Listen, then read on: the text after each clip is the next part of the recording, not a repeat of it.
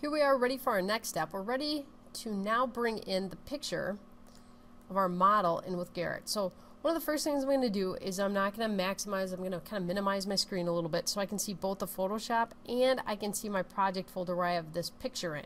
Now it's really as simple as taking the picture and dragging it onto Photoshop. You'll see over here in Photoshop it makes another layer for you. And then before I can really manipulate it, I need to click here. And it will say, do you want to place this or what do you want to do with it? If I say don't place, it's going to remove it. But I'm going to go ahead and click place. Now, the first thing I'm going to notice is how tiny my picture is compared to my picture. So, and I'm only actually at 25%.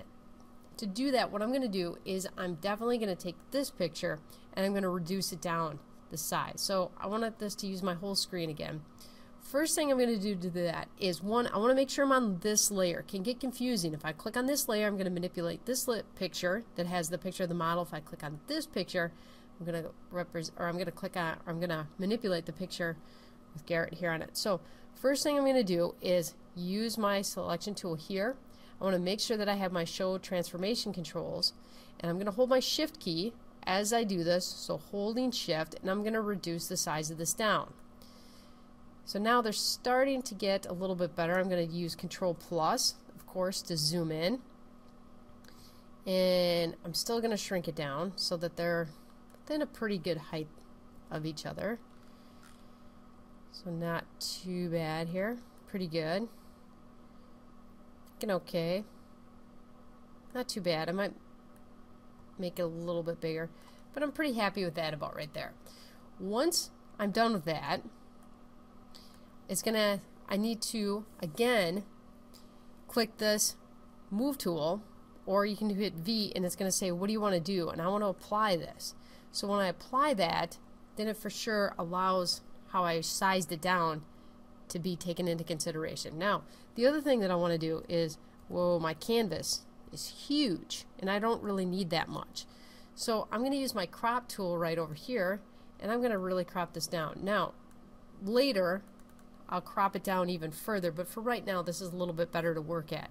So when I'm looking at my picture, this is 100%, as you can see down here in the lower left hand corner.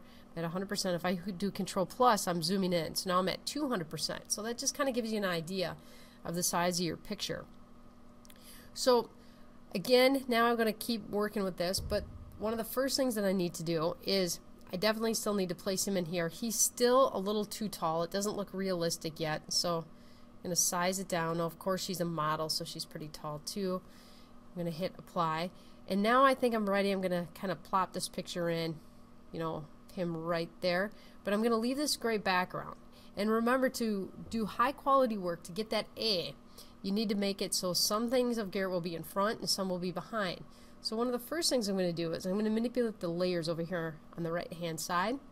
Where it says layer, I'm going to move him up on the top there. And I'm going to kind of place him in about like that. Now I'm going to take and size him down even a little bit further so he completely fits on here.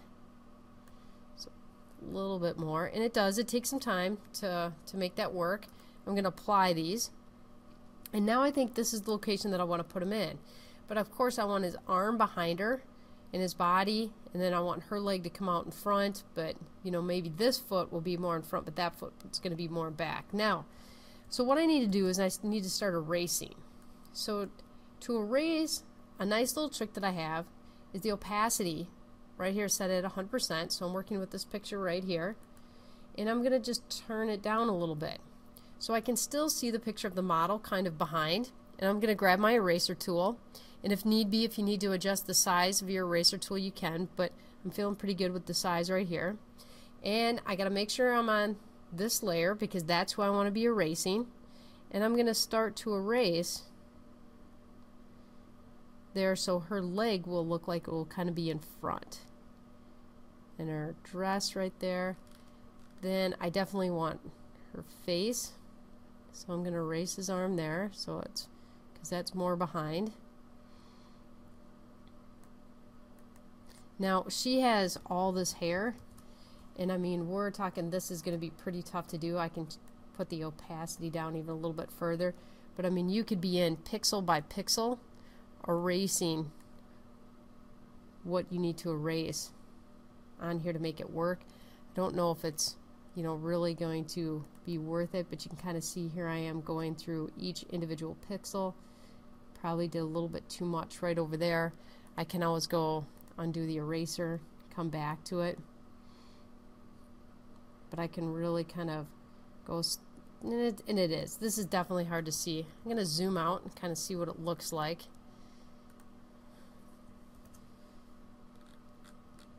But it's definitely starting to look better.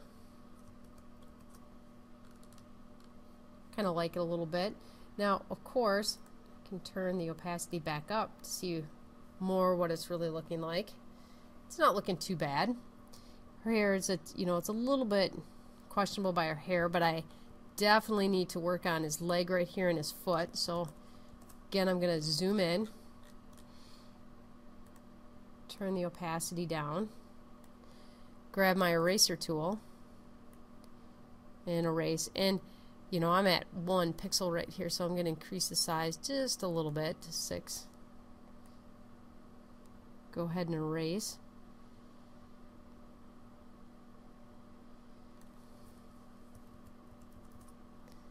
Kind of zoom out. It's looking pretty good. Now I definitely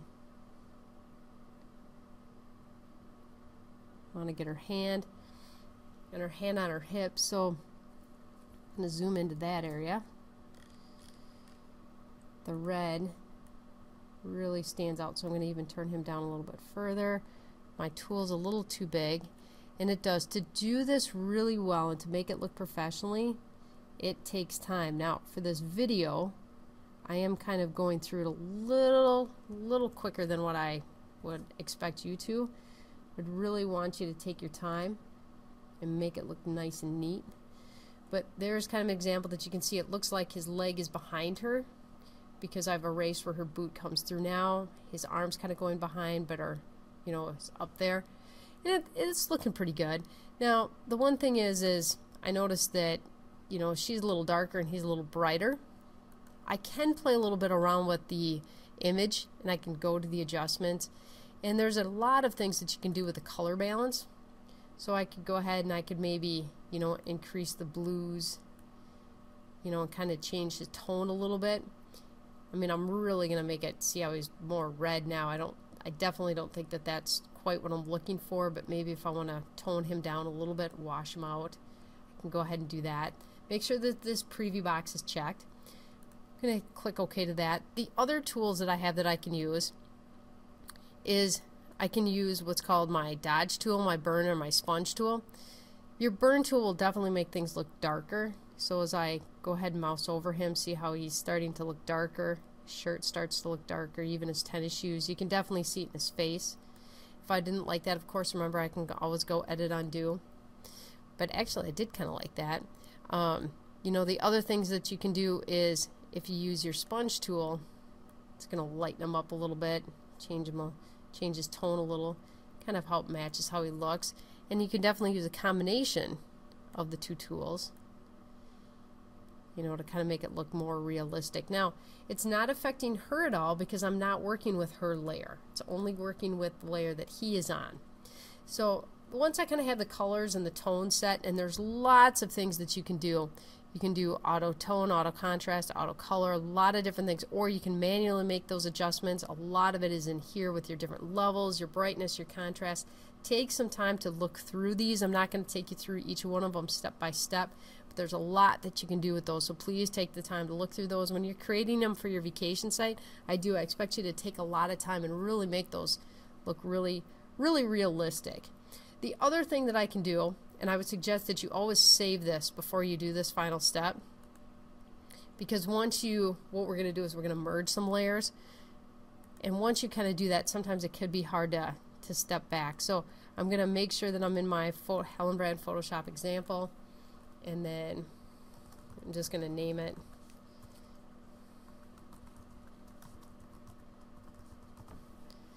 And then I click OK. But what I can do is if I want to kind of blend these two layers a little bit more, you can, on your layers panel over here, click one, hold shift, and you have them both. And then over here on the right, you have this little flyout menu. So if you miss where I click, it's right here. And then what I can do is I can merge these layers. So instead of them being on separate layers, they're technically going to be one layer.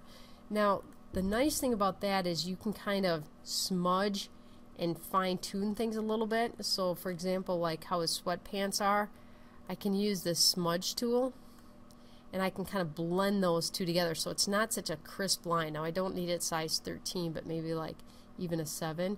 So what I can do is I can kind of smudge those back and forth, and it won't make it so crisp. Gotta grab the right tool there. I was using my sharpen tool. But I can kind of blend these a little bit so it looks like it's a little bit more realistic between the two of them. Now this was a pretty sharp photograph, but if you want somebody to blend in a little bit with the picture, that's a really nice tool that you can use. And then of course one of my last steps is I want to crop it down to exactly the size of the picture. I mean, I don't need that extra white, because when you put this in your web page, if you don't crop this down, all of this area will also come in. So I just use my crop tool right over there, and then double click and my picture's ready to go.